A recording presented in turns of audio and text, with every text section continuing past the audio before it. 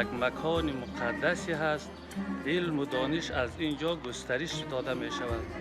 پس ما لازم و ملزوم دانستیم که فرزندان خود را در این دارالعلوم حسنیه بفرستیم که خداوند برای ما همچو معلم و معلمه را که به اسم دکتر زهرا امیری می باشد برای ما مرزوق و میسر کرد که ما فرزندان خود را در پیششان همچنین استادای دیگر فرستادیم که تا استفاده شایانی بکنند. حسنیه یک الگو است برای کل دخترای اسلام، برای کل کسایی که میخواید دخترش زهرایی بار بیاید. و خیلی خوشحال هستم که اینا درس میخوانن اینجا و خواهر دیگیم هم پیدا در اینجا آمدن.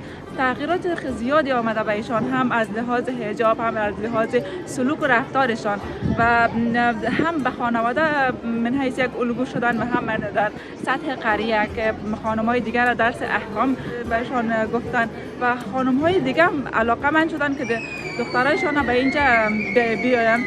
تشکر ویژه میکنم از خانم امیری که حامی همچنین دخترای گل هستند. واقعا تاثیرات خیلی مثبت و تاثیرات خیلی مفید را بالای همسر ما گذاشته که واقعا خیلی جای سپاسگزاری است. دارالعلوم حسنیه یک مکان علمی و خوب است که تاثیرات خیلی مثبتی گذاشته.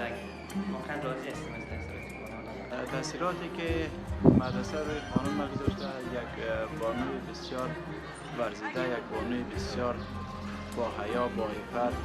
دوست داریم که همین جلسات گذاشته شود به خاطر روشنی والدین.